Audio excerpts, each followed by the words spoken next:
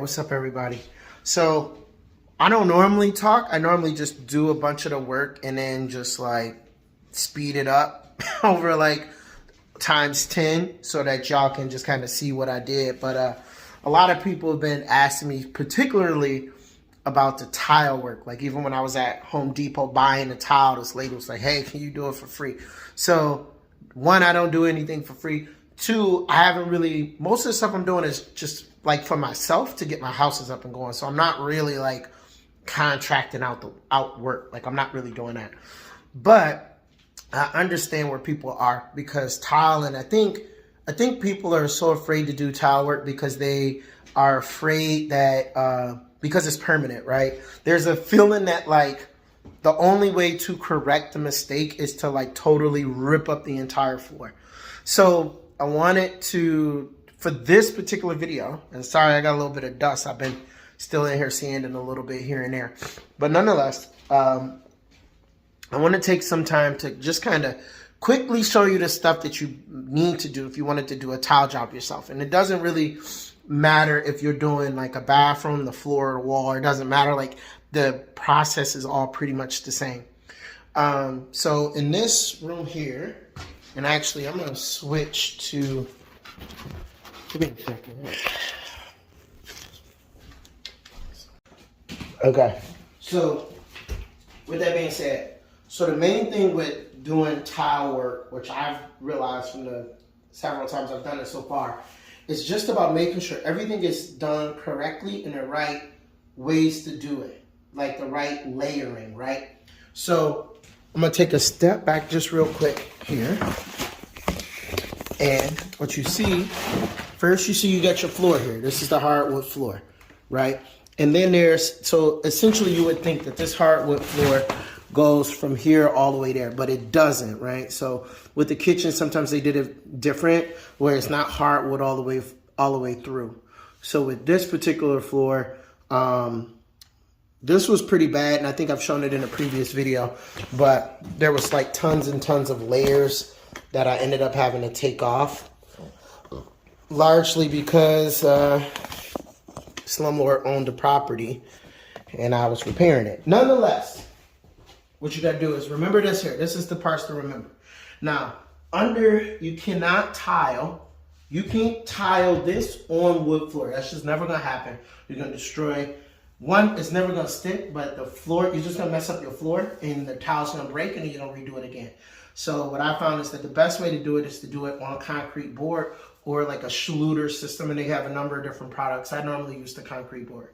So what you wanna do, particularly if you're doing like a remodel like what we did, where we had to rip up the floor, we had to get it all the way down to the ground. So we did that part, okay? Then what you do is you take your concrete board, which is this here, and you drill this down onto the floor. So this is drilled to the wood that's underneath this. Now you're gonna have a little bit of a lip there. Don't worry about that. So the first thing you do is you do that. You drill it down. So this whole kitchen is Durock board all the way through, all right? The next step, what I'm gonna do is I'm gonna take my thin set mortar here, right? You can go make thin set mortar, you can just use this. I've done both. I like to just use the simple one. You can just do that. So anyway, you get your thin set mortar, and you're gonna take like a cement board, fiberglass, and then you're gonna do the seams. So you're gonna cover these seams, and then you're gonna close it up with this, and that's gonna help you to just make sure that the boards are like kind of stuck together, if you will. But it's gonna close up the seams, and that should make it a little bit easier when you put your tile down. Then you'll let that dry, and then you will put, then you're gonna use the same stuff, that's it, mortar. You're gonna start, you're gonna put it on your boards and lay the tile down. So, I mean, then after you do that, and then I'll show you this in the future videos. After you do that, you'll also need spacers, because you're gonna space them out. Get the right spacers so that you have the right gap in between. And then you're gonna get your grout. You're gonna put the grout on top of it. Then after you're done with that, you'll put a sealant on, and then you're gonna be pretty much done. So it's not super complicated. It seems a lot of people are very concerned, but again, just remember the layers. You put the cement board down, drill it down, cover the seams, fiberglass, thin set mortar. Then you come back, you put your thin set mortar on, and you start laying your tile down. You'll need a trowel. You'll need, really just need the trowel for that. You also probably want to make sure you got enough material on you. So like I actually need more thin set mortar, but this is enough to get me going. I'm not going to finish today.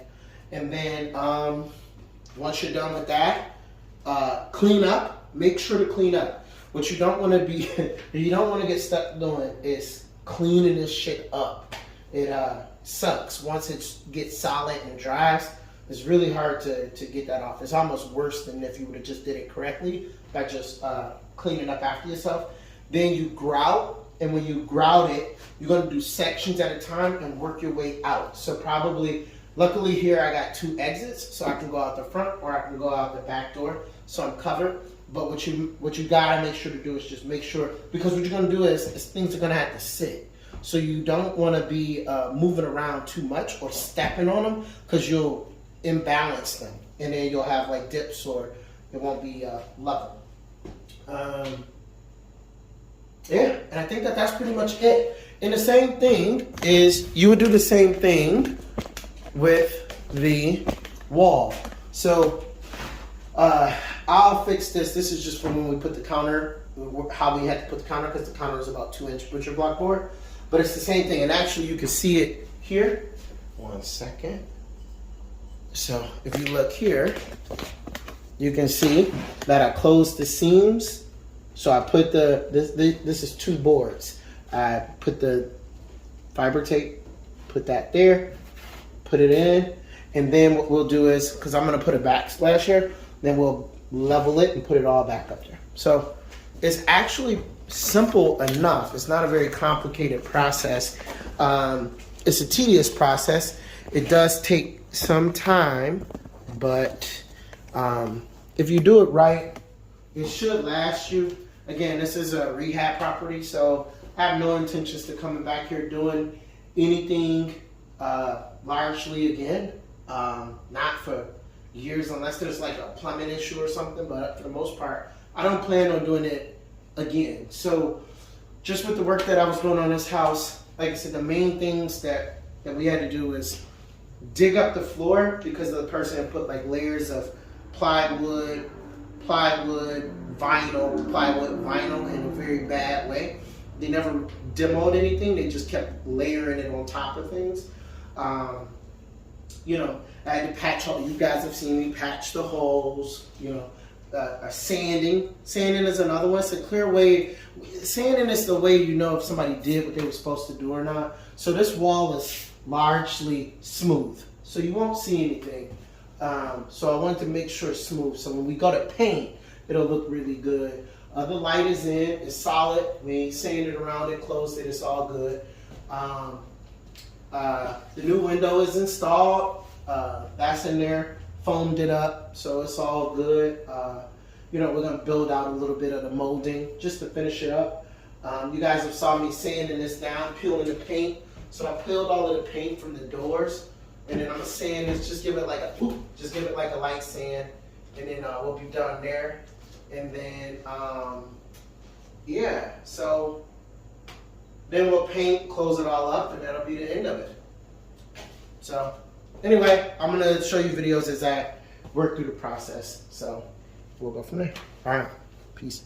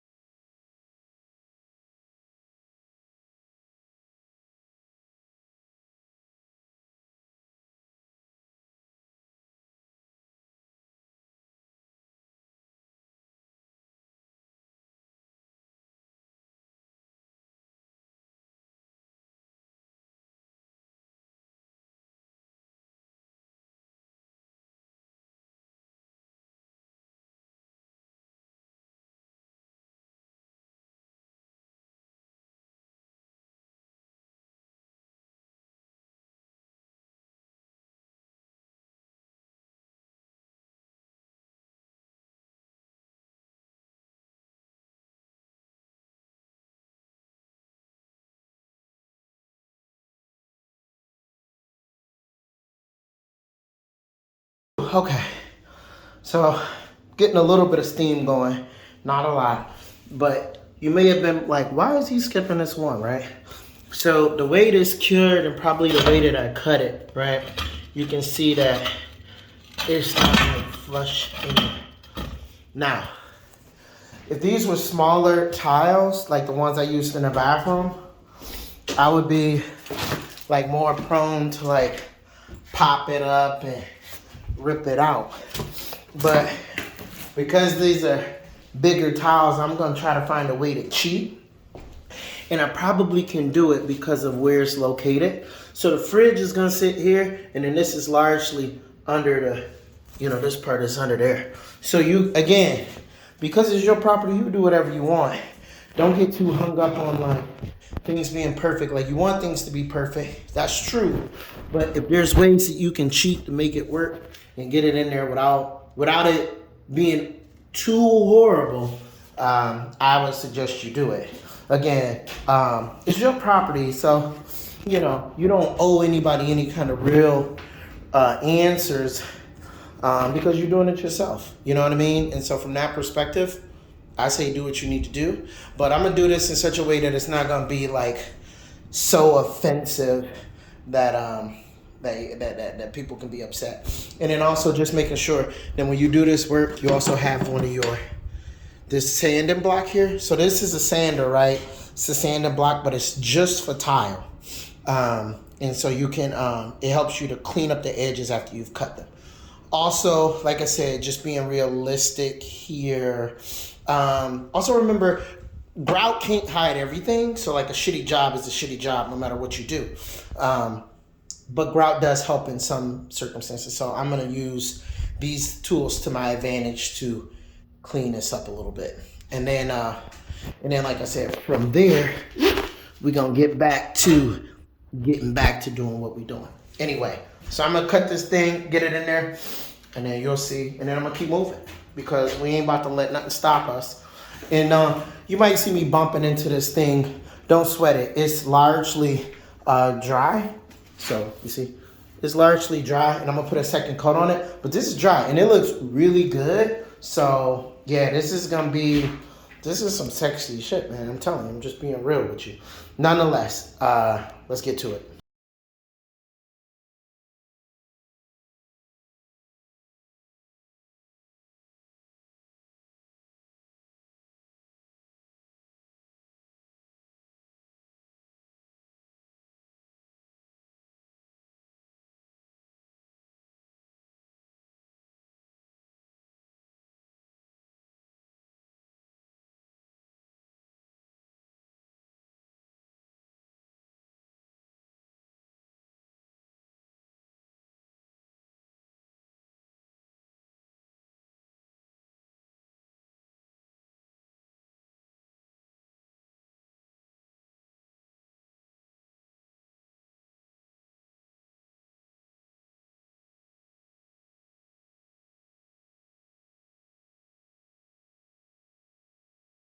So almost done. So probably in like 40 minutes we should be, because this is like 2 rows. So we almost done for real, for real. If you can see over there, you know, we almost done. But I'm gonna go ahead and take a second to clean my tools off, get some of this thin set off, and we're gonna get back to it. But we definitely gonna be finished today. We definitely gonna be done. So I am very happy. And you might see like under the sink, but it's not really gonna matter so much. It won't stop me. Like if I wanted to come back and do it later, I can do that. But other than that, man, we about to press through.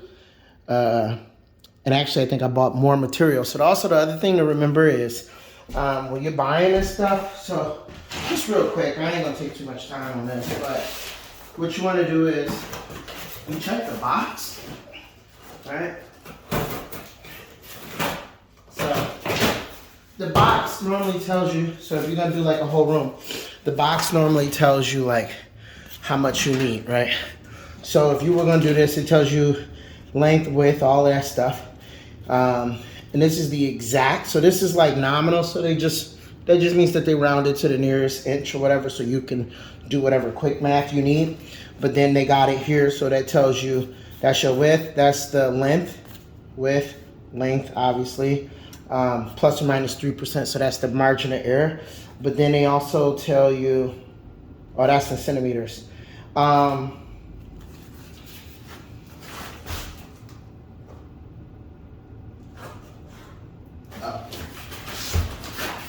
But also here, they also tell you, so it tells you floor area covered, and you can see 10.89 square feet per box. So this is 11 square feet. So 11 pieces covers 11 square feet. So the way to think about it is you measure the length of your room, you measure the width of your room, and that's going to give you your, square footage. Then you take the square footage, you divide it by the number. So I rounded up to 11. It won't matter so much. The room, I think, is about 120 square feet. So what I did was I overestimated or rounded up the square footage of the space. So if that's 12 and 10 space, say it's like 10.5, I just rounded everything up. And then what I did was I didn't divide it all. So I took that number, but then what you would do is round this number down at the store and then divide that number by the total number of square feet. It shook out to the fact that I would need about 10 or so boxes to do the whole room. But also what you want to do is multiply by 20%, unless of course you've already overestimated. So this room is technically not 120 square feet. It's actually less because this is 3 feet by about 84 to about 7 feet, right? So 3 feet by 7, so that's 20 something square feet. So realistically, I only need 100 square feet, but you always round up so that you don't run out of material, and you assume that you're gonna break things, right? So I had a bunch of broken tile up there, or I cut it. So that's square footage is not accounted for. But anyway, if you ever wanna get into it. But I'm gonna take a quick break, wash my tools so that I can just move a little bit faster. And then what you're gonna see me do is I'm gonna start, because you didn't see me working this way, but now I'm about to work backwards to work my way out.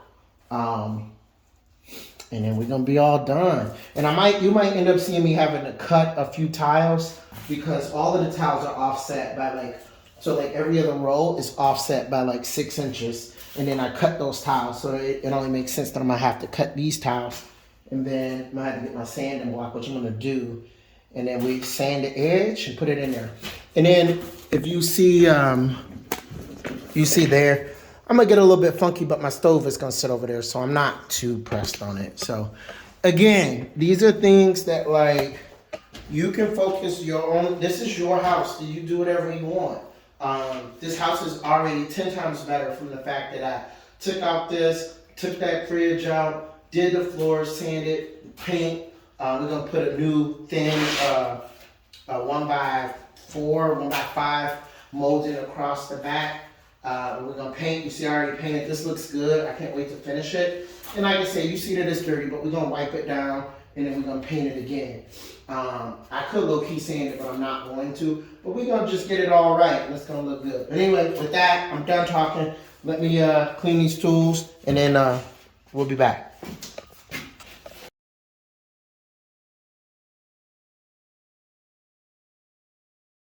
While you're giving a loyalty test. The only reason I'm gonna keep being with you because now.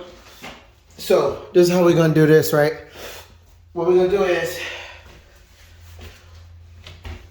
this is where this tile would be normally.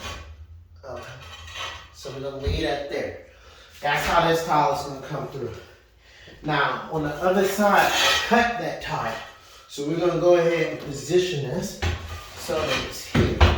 So it's this is gonna be kind of awkward. Because we're gonna cut the tile here on this line, and then it's gonna be kind of funky. Cause see, normally there would be a tile here, so this will be flush. All right, what's the mathematics on this thing? Okay, we'll leave that there. Then there'll be another tile. Actually, there'll be a tile up to here, be flush. So No, this is what we're gonna do. So we're gonna bring this up here, right? And then we're gonna build ourselves up. Boom. That's it.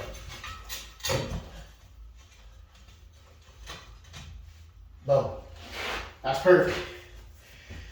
All right, then we cut here, there, there, and then we out. So sometimes you might need to go ahead and lay out a few tiles so you just know what you're doing and where things need to go. Again, and we can always go back and put some tile under there where it needs to be under there and you won't see it. But today I want to get the large part done because the other stuff is going to require me to do a lot more cutting than I actually want to do today. So this is how it's going to flow. Boom, boom. And then what we do is we take this tile and we cut it here. Here. Just like this. And we cut it there.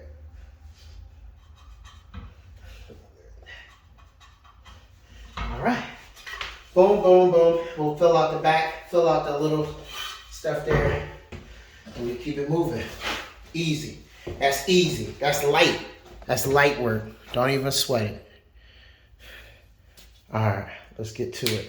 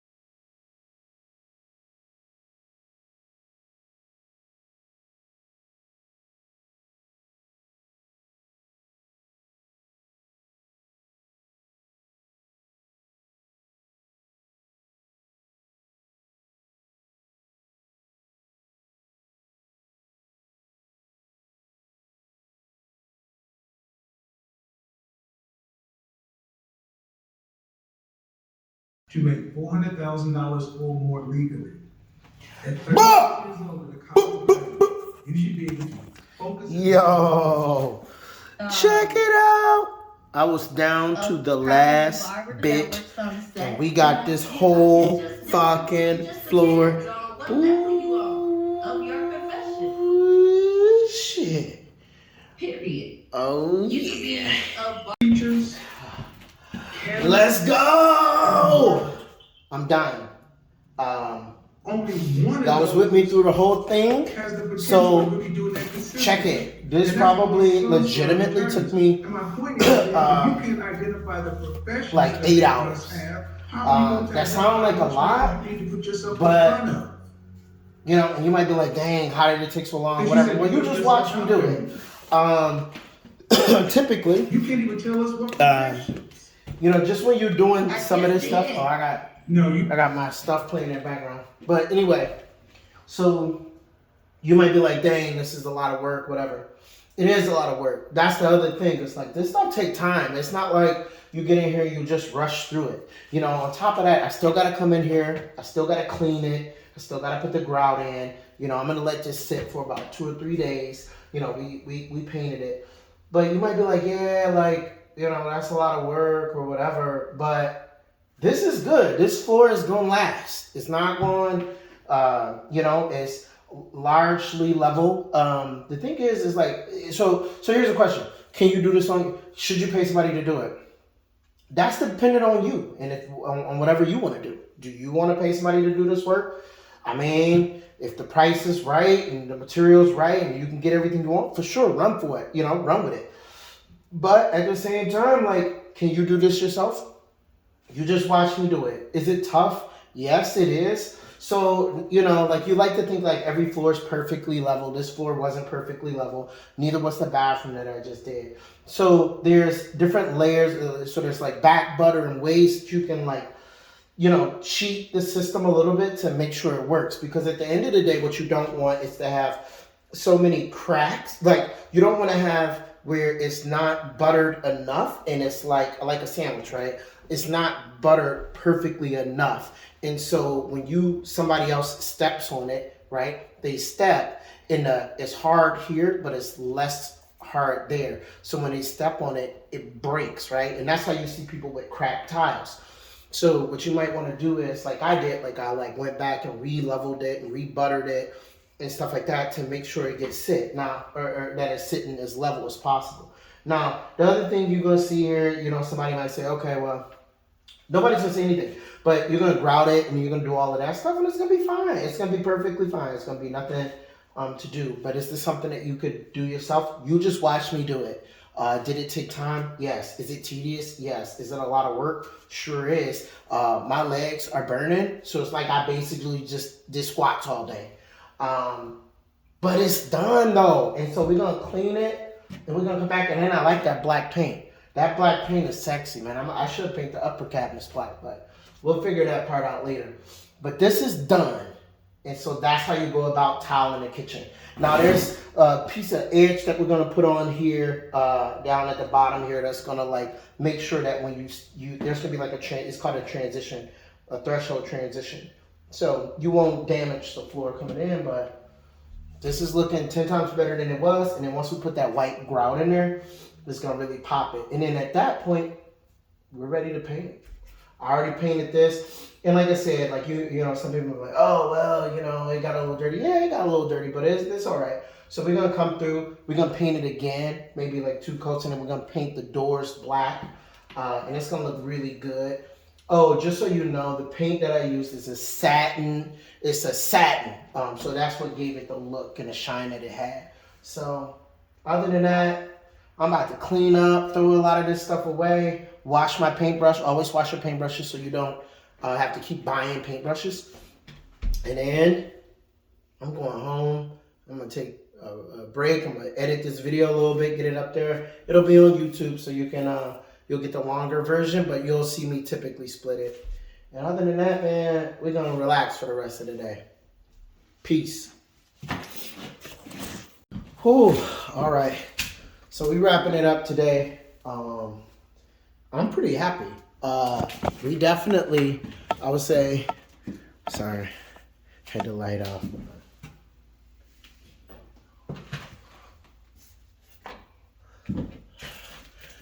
All right, so this is we done for the weekend.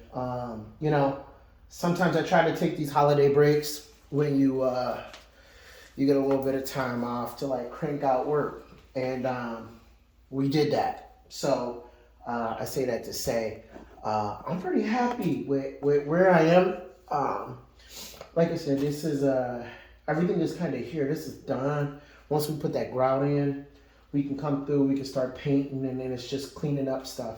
All of the floors or all of the walls are sanded or plastered, sanded. The bathroom's ready to be painted. Just clean up stuff. And this is really a spot you want to get to when you're doing a rehab, particularly if you're doing it yourself and you're the main person doing it. And what I would say is just kind of believe in yourself, really. A lot of times like I said, man, it's just, I get so many people like, yo, I'm afraid to do that, and I don't want to. Listen, man, screw that. This stuff can be fixed, if I mess this up, if I really mess this up, I can hire somebody who can come in and fix this, but I didn't mess it up. And I feel like so many people are afraid of the possibility that they may screw up, that they're like, oh, well, I'm just going to stand on the sidelines. But don't be like that. This stuff, I'm an average person. I work a 9 to 5. You know what I mean? I really started to take on doing these kind of projects. When I was younger, I worked with my friend's uncle, who was doing this kind of work, but he only had us plastering and sanding, that's all he really had us doing. It wasn't really until COVID when I went to Home Depot, I bought the $200-300 set of tools, and then you just get busy. You learn the tools, and then you learn what to do. This stuff ain't particularly difficult, it's just not. believe in yourself a little bit, to be frank. And I don't want to be cheesy, but like for real, like these are things that you can do. The only difference between the contractor you pay and yourself is that they have years of experience and they know how to deal with things when things go wrong. But there's nothing saying that you can't do the same thing. They're going to tile the floor the same way they should tile the floor the same way you're going to tile the floor. And what we've seen just in the work that I've been doing with this house is that the contractor, handyman, or whoever was doing the work before me, they didn't do a good job. And I'm coming in now and ripping out all of the shitty work and then putting in the new stuff. So do not, if you want to take on a house project or anything like that, if you want me to be, if you're like, hey, DeMarco, like, how would you go about this? I can definitely do that. Like I said, I'm not a tradesman. I don't know these things, but between Google and YouTube and just understanding how these things work, we can definitely figure out how to do it. You can take on some of these projects yourself, and you're gonna save money. You may not save time, but you definitely will save money. So it's just things to think about. Like I said, this turned out really well. I can't wait to finish painting the it's gonna look so good. I can't wait to finish painting the cabinets and get this room painted and get it to a kind of a final state, and it's gonna look really good. So anyway, I done cleaned up as much as I'm gonna clean up today. Definitely remember to clean your paintbrushes and to clean your tools off so you don't rust them out and destroy them, then you can't use them again. Always make sure you lock up. I was on Facebook or LinkedIn actually, and somebody was talking about how they had their stuff broken into. Luckily for me, this is a duplex, so there is I have a tenant next door, and so that'll watch some of the stuff. But definitely be protecting yourself, watching over your stuff, making sure that you put in those security systems and whatnot to protect your stuff, because you've put in a lot of time, you've done a lot of work, you've put a lot of money into these projects. You don't want to be losing all of that work, all of that time, all of that money because somebody felt the need to break into your stuff and take your shit, So definitely protect that. With that, it's been cool with you guys, with me, as I've been working my way through all of this stuff, and we'll look forward to the next videos of me finishing this up, getting this house painted up, maybe sanding the floors, and getting ready to rent this thing out. Peace.